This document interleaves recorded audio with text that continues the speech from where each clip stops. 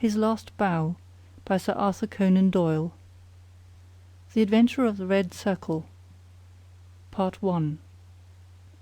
Well, Mrs. Warren, I cannot see that you have any particular cause for uneasiness, nor do I understand why I, whose time is of some value, should interfere in the matter. I really have other things to engage me. So spoke Sherlock Holmes, and turned back to the great scrap-book, in which he was arranging and indexing some of his recent material. But the landlady had the pertinacity and also the cunning of her sex. She held her ground firmly. "You arranged an affair for a lodger of mine last year," she said, "Mr. Fairdale Hobbs." "Ah, yes, a simple matter." "But he would never cease talking of it, your kindness, sir, and the way in which you brought light into the darkness. I remembered his words when I was in doubt and darkness myself. I know you could, if you only would." Holmes was accessible upon the side of flattery, and also, to do him justice, upon the side of kindliness. The two forces made him lay down his gum-brush with a sigh of resignation, and push back his chair. "Very well, Mrs. Warren, let us hear about it then. You don't object to tobacco, I take it? Thank you, Watson. The matches. You are uneasy, as I understand, because your new lodger remains in his rooms, and you cannot see him. Why, bless you, Mrs. Warren, if I were your lodger, you often would not see me for weeks on end." "No doubt, sir, but this is different. It frightens me, Mr. Holmes. I can't sleep for fright. To hear his quick step moving here and moving there from early morning to late at night, and yet never to catch so much as a glimpse of him, it's more than I can stand. My husband is as nervous over it as I am, but he is out at his work all day, while I get no rest from it. What is he hiding for? What has he done? Except for the girl, I am all alone in the house with him, and it's more than my nerves can stand." Holmes leaned forward and laid his long, thin fingers upon the woman's shoulder. He had an almost hypnotic power of soothing when he wished. The scared look faded from her eyes, and her agitated features smoothed into their usual commonplace. She sat down in the chair which he had indicated. "If I take it up, I must understand every detail," said he. "Take time to consider. The smallest point may be the most essential. You say that the man came 10 days ago and paid you a fortnight's board and lodging?" "He asked my terms, sir. I said 50 shillings a week. There is a small sitting-room and bedroom, and all complete, at the top of the house." "Well?" "He said, 'I'll pay you £5 a week if I can have it on my own terms.' I'm a poor woman, sir, and Mr. Warren earns little, and the money meant much to me. He took out a £10 note, and he held it out to me then and there. 'You can have the same every fortnight for a long time to come if you keep the terms,' he said. 'If not, I'll have no more to do with you.'" "What were the terms?" "Well, sir, they were that he was to have a key of the house. That was all right. Lodgers often have them.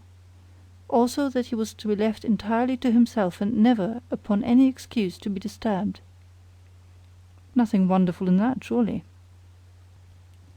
"Not in reason, sir, but this is out of all reason. He has been there for 10 days, and neither Mr. Warren nor I, nor the girl has once set eyes upon him. We can hear that quick step of his pacing up and down, night, morning, and noon. But except on that first night, he has never once gone out of the house." "Oh, he went out the first night, did he?" "Yes, sir, and returned very late, after we were all in bed. He told me after he had taken the rooms that he would do so, and asked me not to bar the door. I heard him come up the stair after midnight." "But his meals?" "It was his particular direction that we should always, when he rang, leave his meal upon a chair, outside his door. Then he rings again when he has finished, and we take it down from the same chair. If he wants anything else, he prints it on a slip of paper and leaves it." "Prints it?" "Yes, sir, prints it in pencil. Just the word, nothing more. Here's one I brought to show you. Soap. Here's another. Match. This is one he left the first morning. Daily Gazette. I leave that paper with his breakfast every morning." "Dear me, Watson," said Holmes, staring with great curiosity at the slips of foolscap which the landlady had handed to him. "This is certainly a little unusual. Seclusion I can understand, but why print? Printing is a clumsy process. Why not write? What would it suggest, Watson?" That he desired to conceal his handwriting. But why? What can it matter to him that his landlady should have a word of his writing? Still, it may be as you say. Then again, why such laconic messages? I cannot imagine. It opens a pleasing field for intelligent speculation. The words are written with a broad-pointed, violet-tinted pencil of a not unusual pattern. You will observe that the paper is torn away at the side here after the printing was done, so that the S of soap is partly gone. Suggestive, Watson, is it not? Of caution? Exactly. There was evidently some mark, some thumbprint, something which might give a clue to the person's identity. Now, Mrs. Warren, you say that the man was of middle size, dark, and bearded. What age would he be? Youngish, sir, not over 30. Well, can you give me no further indications? He spoke good English, sir, and yet I thought he was a foreigner by his accent. And he was well dressed? Very smartly dressed, sir, quite the gentleman. Dark clothes, nothing you would note. He gave no name? No, sir. And he has no letters or callers? None. But surely you or the girl enter his room of a morning? No, sir, he looks after himself entirely. Dear me, that is certainly remarkable. What about his luggage? He had one big brown bag with him, nothing else. Well, we don't seem to have much material to help us. Do you say nothing has come out of that room, absolutely nothing? The landlady drew an envelope from her bag, from which she took out 2 burnt matches and a cigarette end upon the table. They were on his tray this morning. I brought them because I had heard that you can read great things out of small ones. Holmes shrugged his shoulders. There is nothing here, said he. The matches have, of course, been used to light cigarettes. That is obvious from the shortness of the butt end. Half the match is consumed in lighting a pipe or cigar, but dear me, this cigarette stub is certainly remarkable. The gentleman was bearded and moustached, you say? Yes, sir. I don't understand that. I should say that only a clean-shaven man could have smoked this. Why, Watson, even your modest moustache would have been singed.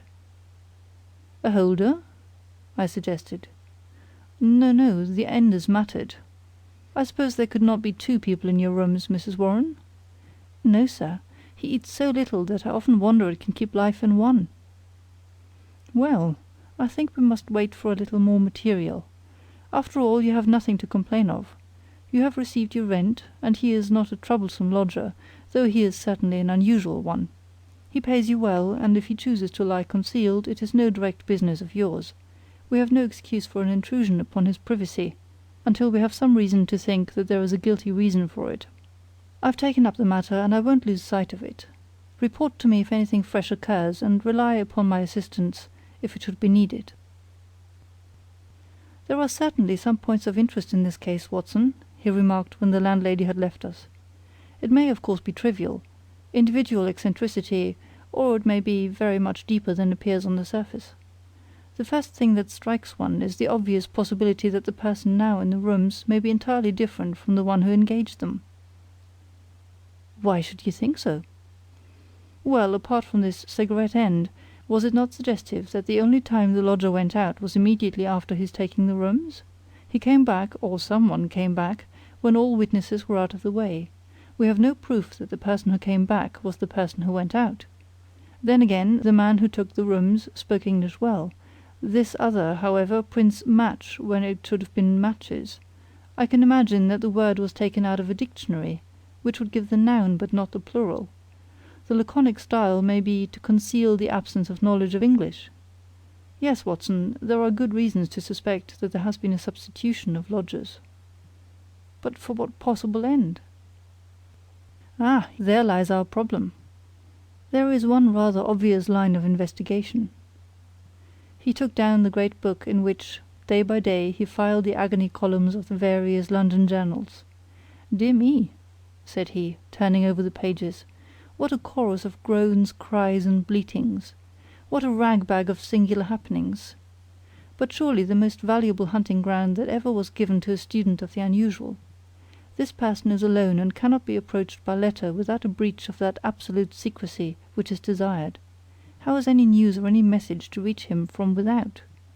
Obviously by advertisement through a newspaper. There seems no other way, and fortunately we need concern ourselves with the one paper only. Here are the Daily Gazette extracts of the last fortnight. Lady with a black boa at Prince's Skating Club. That we may pass. Surely Jimmy will not break his mother's heart. That appears to be irrelevant. If the lady who fainted in the Brixton bus, she does not interest me. Every day my heart longs, bleat, Watson, unmitigated bleat. Ah, this is a little more possible. Listen to this. Be patient. We'll find some sure means of communication. Meanwhile this column, G. That is 2 days after Mrs. Warren's lodger arrived. It sounds plausible, does it not? The mysterious one could understand English, even if he could not print it. Let us see if we can pick up the trace again. Yes, here we are, 3 days later. Am making successful arrangements. Patience and prudence. The clouds will pass. G. Nothing for a week after that. Then comes something much more definite. The path is clearing. If I find chance signal message, remember code agreed, 1A, 2B, and so on. You will hear soon. G. That was in yesterday's paper, and there is nothing in today's. It's all very appropriate to Mrs. Warren's lodger. If we wait a little, Watson, I don't doubt that the affair will grow more intelligible. So it proved, for in the morning I found my friend standing on the hearthrug with his back to the fire and a smile of complete satisfaction upon his face. "How's this, Watson?" he cried, picking up the paper from the table. "High red house with white stone facings, 3rd floor, 2nd window left, after dusk, G. That is definite enough. I think after breakfast we must make a little reconnaissance of Mrs. Warren's neighbourhood." "Ah, Mrs. Warren, what news do you bring us this morning?" Our client had certainly burst into the room with an explosive energy which told of some new and momentous development. "It's a police matter, Mr. Holmes," she cried. "I'll have no more of it. He shall pack out of there with his baggage. I would have gone straight up and told him so, only I thought it was but fair to you to take your opinion first. But I'm at the end of my patience, and when it comes to knocking my old man about—" "Knocking Mr. Warren about?" "Using him roughly, anyway." "But who used him roughly?" "Ah, that's what we want to know. It was this morning, sir. Mr. Warren is a timekeeper at Morton and Waylight's, in Tottenham Court Road. He has to be out of the house before 7. Well, this morning he had gone 10 paces down the road when 2 men came up behind him, threw a coat over his head, and bundled him into a cab that was beside the curb. They drove him an hour, and then opened the door and shot him out. He lay in the roadway so shaken in his wits that he never saw what became of the cab. When he picked himself up he found that he was on Hampstead Heath, so he took a bus home, and there he lies now on the sofa, while I came straight round to tell you what had happened." "Most interesting," said Holmes. "Did he observe the appearance of these men? Did he hear them talk?" "No. He is clean dazed. He just knows that he was lifted up as if by magic, and dropped as if by magic. 2 at least were in it, and maybe 3. "And you connect this attack with your lodger?" "Well, we've lived there 15 years, and no such happenings ever came before. I've had enough of him. Money's not everything. I'll have him out of my house before the day is done." "Wait a bit, Mrs. Warren. Do nothing rash. I begin to think that this affair may be very much more important than appeared at first sight. It is now clear that some danger is threatening your lodger. It is equally clear that his enemies, lying in wait for him near your door, mistook your husband for him in the foggy morning light. On discovering their mistake, they released him. What they would have done had it not been a mistake, we can only conjecture." "Well, what am I to do, Mr. Holmes?" "I have a great fancy to see this lodger of yours, Mrs. Warren." "I don't see how that is to be managed, unless you break in the door. I always hear him unlock it as I go down the stair after I leave the tray." "He has to take the tray in. Surely we could conceal ourselves and see him do it." The landlady thought for a moment. "Well, sir, there's the box room opposite. I could arrange a looking-glass, maybe, and if you were behind the door—" "Excellent," said Holmes. "When does he lunch?" "About 1, sir." Then Dr. Watson and I will come round in time. For the present, Mrs. Warren, good-bye." At 12:30 we found ourselves upon the steps of Mrs. Warren's house, a high, thin, yellow-brick edifice in Great Orme Street, a narrow thoroughfare at the northeast side of the British Museum. Standing as it does near the corner of the street, it commands a view down Howe Street, with its more pretentious houses. Holmes pointed with a chuckle to one of these, a row of residential flats, which projected so that they could not fail to catch the eye. "See, Watson," said he. "High red house with stone facings. There is the signal station all right. We know the place and we know the code, so surely our task should be simple. There's a To Let card in that window. It is evidently an empty flat to which the confederate has access. Well, Mrs. Warren, what now? I have it all ready for you.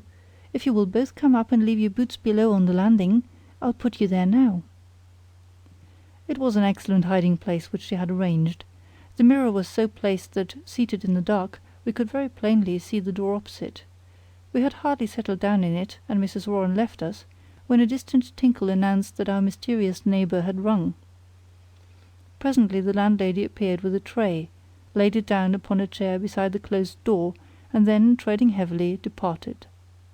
Crouching together in the angle of the door, we kept our eyes fixed upon the mirror. Suddenly, as the landlady's footsteps died away, there was the creak of a turning key, the handle revolved, and two thin hands darted out and lifted the tray from the chair. An instant later it was hurriedly replaced, and I caught a glimpse of a dark, beautiful, horrified face glaring at the narrow opening of the box-room. Then the door crashed to, the key turned once more, and all was silence. Holmes twitched my sleeve, and together we stole down the stair. "I will call again in the evening," said he to the expectant landlady. "I think, Watson, we can discuss this business better in our own quarters." "My surmise, as you saw, proved to be correct," said he, speaking from the depths of his easy chair. "There has been a substitution of lodgers. What I did not foresee is that we should find a woman, and no ordinary woman, Watson." "She saw us." "Well, she saw something to alarm her, that is certain. The general sequence of events is pretty clear, is it not? A couple seek refuge in London from a very terrible and instant danger. The measure of that danger is the rigour of their precautions. The man, who has some work which he must do, desires to leave the woman in absolute safety while he does it. It is not an easy problem, but he solves it in an original fashion, and so effectively that her presence was not even known to the landlady who supplies her with food. The printed messages, as is now evident, were to prevent her sex being discovered by her writing. The man cannot come near the woman, or he will guide their enemies to her. Since he cannot communicate with her direct, he has recourse to the agony column of a paper. So far all is clear. But what is at the root of it?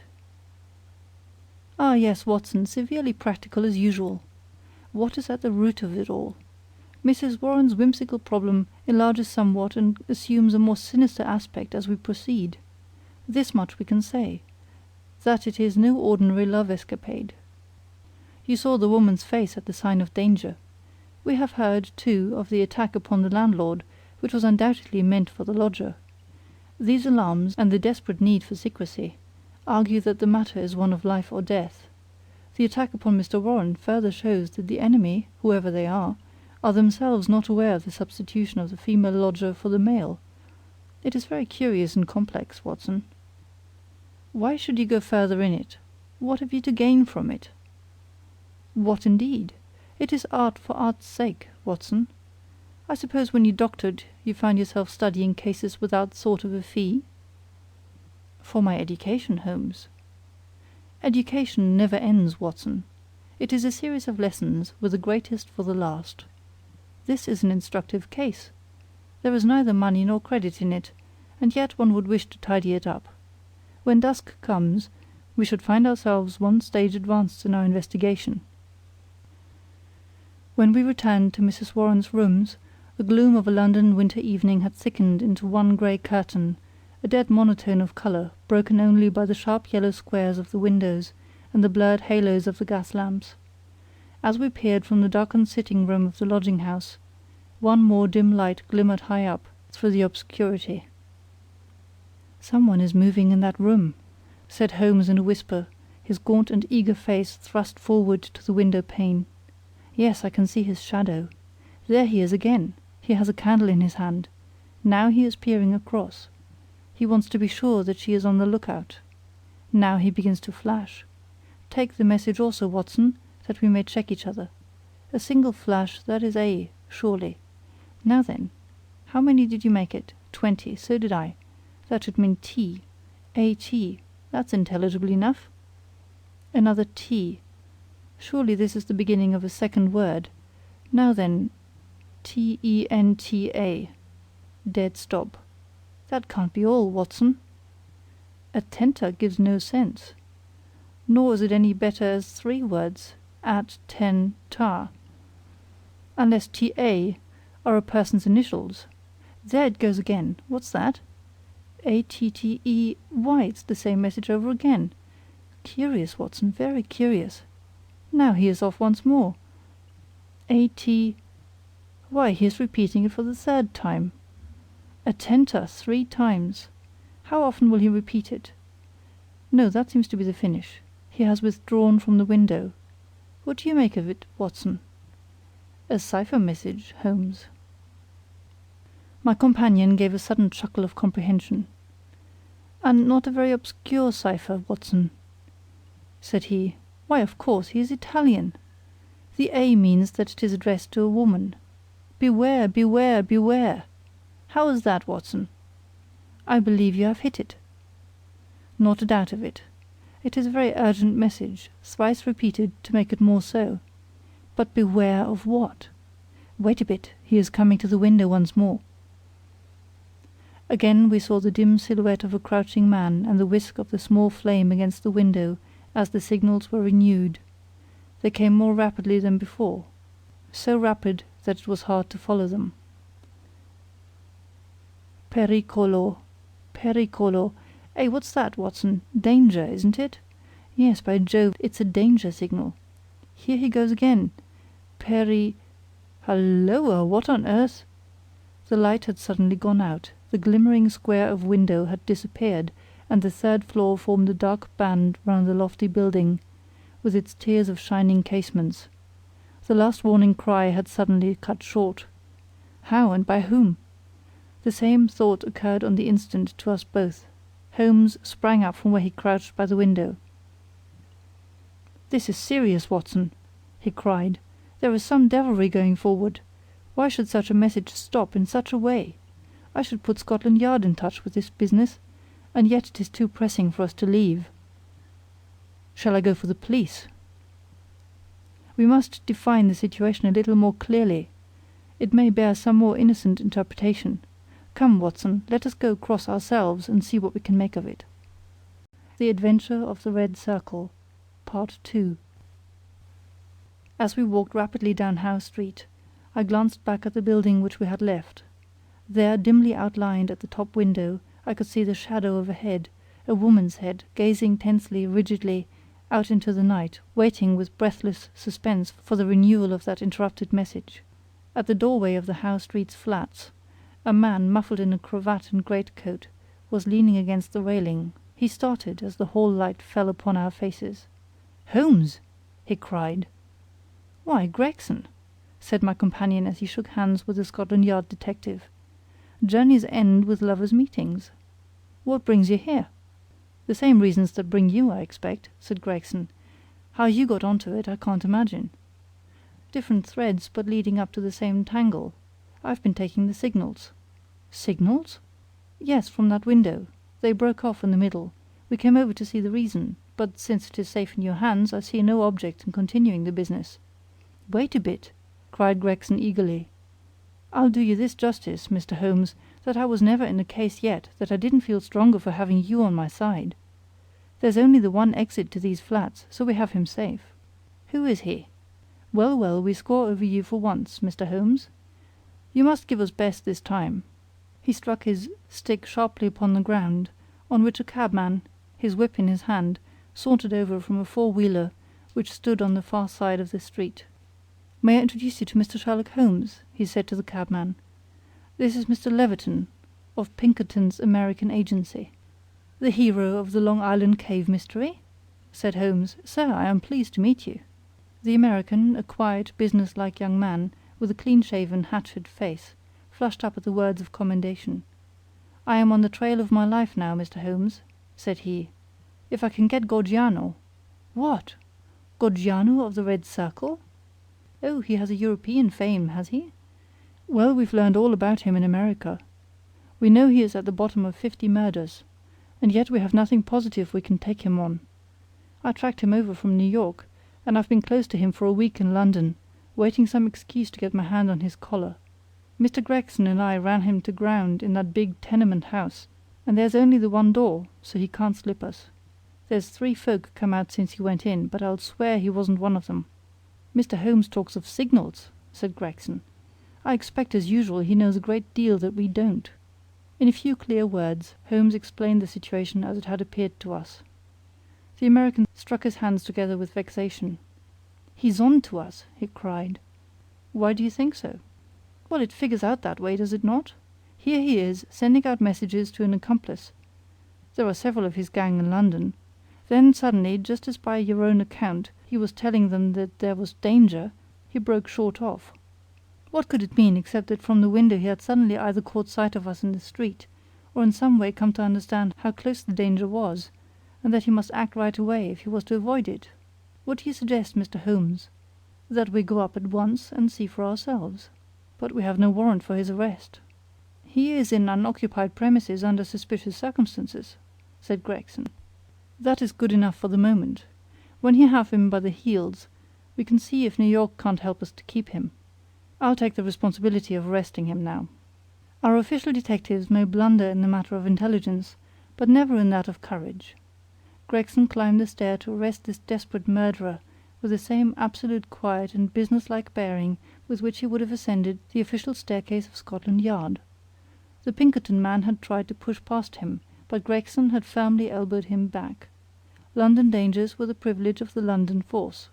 The door of the left-hand flat upon the 3rd landing was standing ajar. Gregson pushed it open. Within all was absolute silence and darkness. I struck a match and lit the detective's lantern.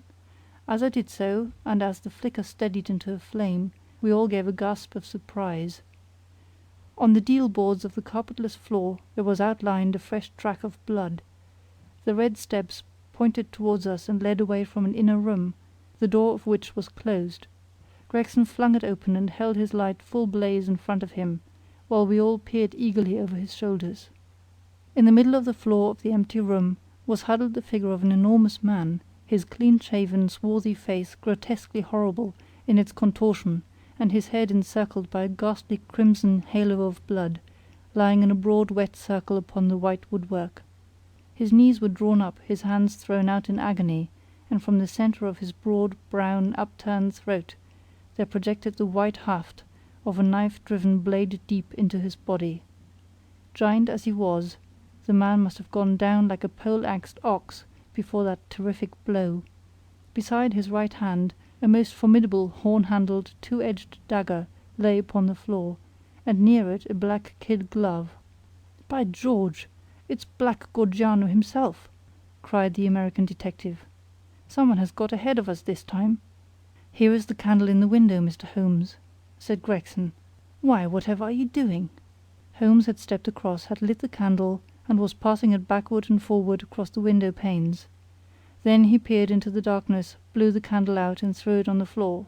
"I rather think that will be helpful," said he. He came over and stood in deep thought, while the 2 professionals were examining the body. "You say that 3 people came out from the flat while you were waiting downstairs," said he at last. "Did you observe them closely?" "Yes, I did." "Was there a fellow about 30, black-bearded, dark, of middle size?" "Yes, he was the last to pass me." "That is your man, I fancy. I can give you his description, and we have a very excellent outline of his footmark. That should be enough for you." "Not much, Mr. Holmes, among the millions of London." "Perhaps not. That is why I thought it best to summon this lady to your aid."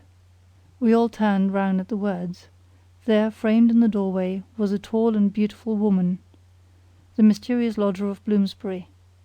Slowly she advanced, her face pale and drawn with a frightful apprehension, her eyes fixed and staring, her terrified gaze riveted upon the dark figure on the floor. "You have killed him," she muttered. "Oh, Dio mio, you have killed him!" Then I heard a sudden sharp intake of her breath, and she sprang into the air with a cry of joy. Round and round the room she danced, her hands clapping, her dark eyes gleaming with delighted wonder, and 1,000 pretty Italian exclamations pouring from her lips. It was terrible and amazing to see such a woman so convulsed with joy at such a sight. Suddenly she stopped and gazed at us all with a questioning stare. "But you are police, are you not? You have killed Giuseppe Gorgiano, is it not so?" "We are police, madam." She looked round into the shadows of the room. "But where then is Gennaro?" she asked. "He is my husband, Gennaro Lucca. I am Emilia Lucca, and we are both from New York. Where is Gennaro? He called me this moment from the window, and I ran with all my speed." "It was I who called," said Holmes. "You? How could you call?" "Your cipher was not difficult, madam. Your presence here was desirable. I knew that I had only to flash 'Vieni,' and you would surely come." The beautiful Italian looked with awe at my companion. "I do not understand how you know these things," she said. "Giuseppe Gorgiano, how did he—" She paused, and then suddenly her face lit up with pride and delight. "Now I see it. My Gennaro, my splendid, beautiful Gennaro, who has guarded me safe from all harm, he did it; with his own strong hand he killed the monster. Oh, Gennaro, how wonderful you are! What woman could ever be worthy of such a man?" "Well, Mrs. Lucca," said the prosaic Gregson, laying his hand upon the lady's sleeve with as little sentiment as if she were a Notting Hill hooligan, "I am not very clear yet who you are or what you are, but you've said enough to make it very clear that we should want you at the Yard." "One moment, Gregson," said Holmes. "I rather fancy that this lady may be as anxious to give us information as we can be to get it. You understand, madam, that your husband will be arrested and tried for the death of the man who lies before us? What you say may be used in evidence. But if you think that he has acted from motives which are not criminal, and which he would wish to have us known, then you cannot serve him better than by telling us the whole story." "Now that Gorgiano is dead, we fear nothing," said the lady. "He was a devil and a monster, and there can be no judge in the world who would punish my husband for having killed him."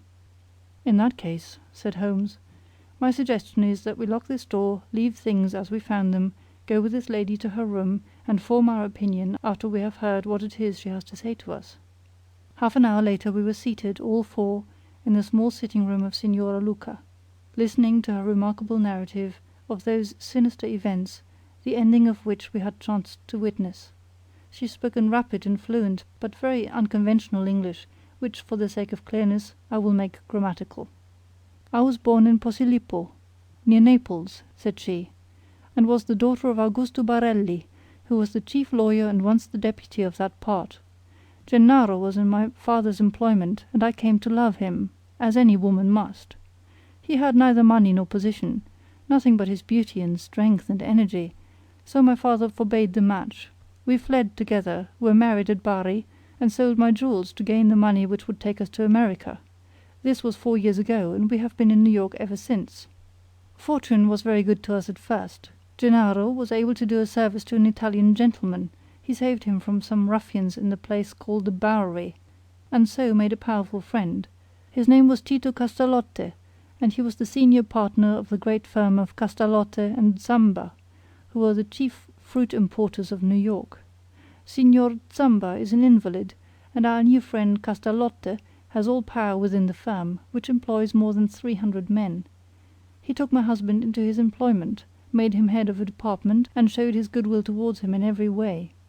Signor Castalotte was a bachelor, and I believe that he felt as if Gennaro was his son, and both my husband and I loved him as if he were our father.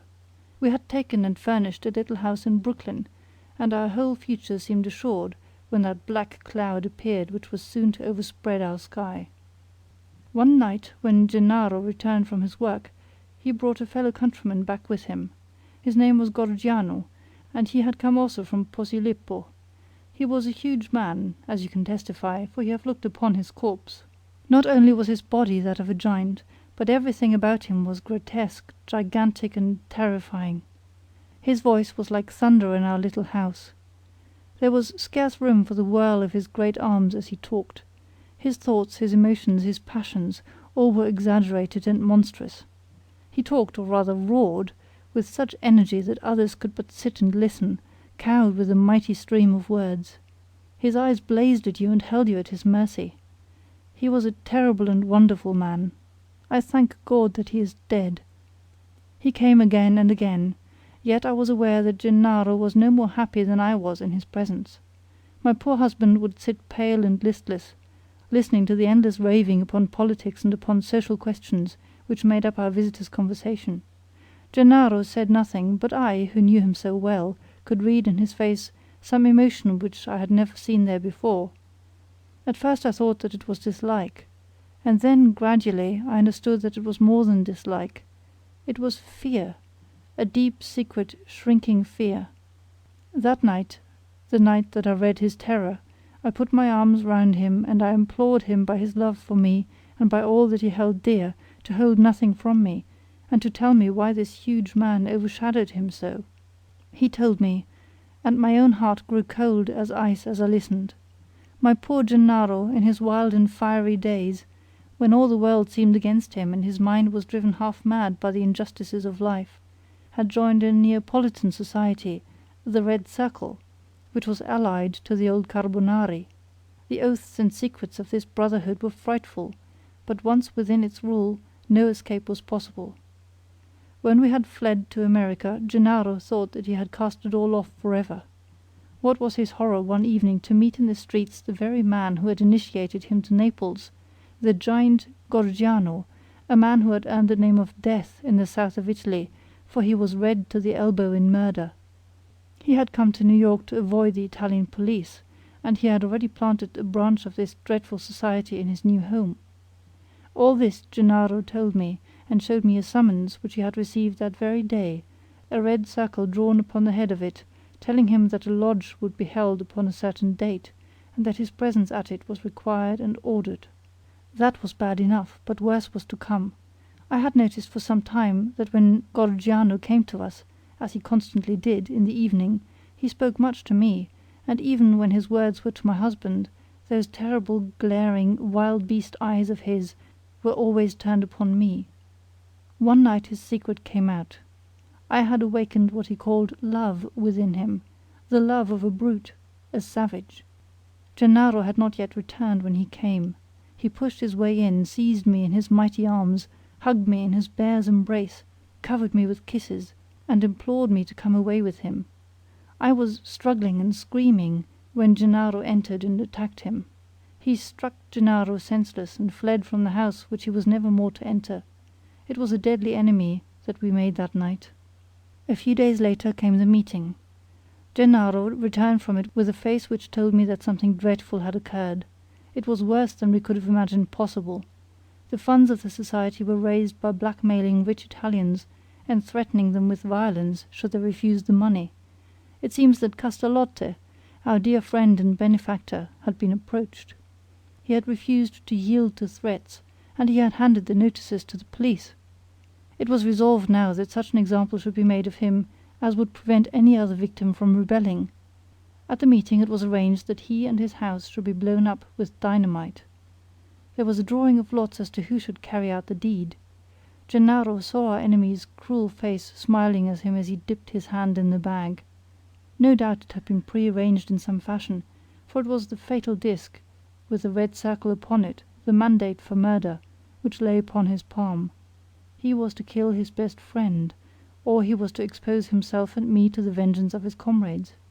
It was part of their fiendish system to punish those whom they feared or hated by injuring not only their own persons, but those whom they loved, and it was the knowledge of this which hung as a terror over my poor Gennaro's head, and drove him nearly crazy with apprehension.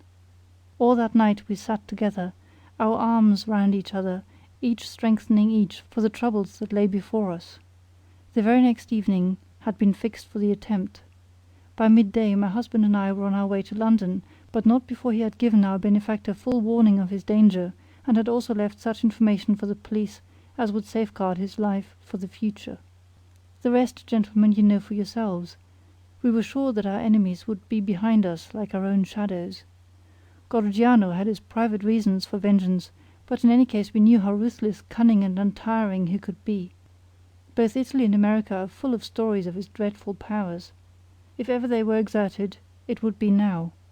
My darling made use of the few clear days which our start had given us in arranging for a refuge for me in such a fashion that no possible danger could reach me.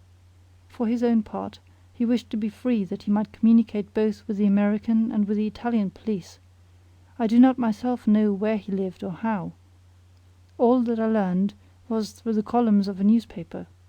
But once as I looked through my window I saw two Italians watching the house, and I understood that in some way Gorgiano had found out our retreat. Finally Gennaro told me, through the paper, that he would signal to me from a certain window, but when the signals came they were nothing but warnings, which were suddenly interrupted. It is very clear to me now that he knew Gorgiano to be close upon him, and that, thank God, he was ready for him when he came. And now, gentlemen, I would ask you whether we have anything to fear from the law, or whether any judge upon earth would condemn my Gennaro for what he has done. Well, Mr. Gregson, said the American, looking across at the official, I don't know what your British point of view may be, but I guess that in New York this lady's husband will receive a pretty general vote of thanks. She will have to come with me and see the chief, Gregson answered. If what she says is corroborated, I do not think she or her husband has much to fear. But what I can't make head or tail of, Mr. Holmes, is how on earth you got yourself mixed up in the matter. Education, Gregson, education. Still seeking knowledge at the old university. Well, Watson, you have one more specimen of the tragic and grotesque to add to your collection. By the way, it is not 8 o'clock, and a Wagner night at Covent Garden. If we hurry, we might be in time for the second act. End of The Adventure of the Red Circle,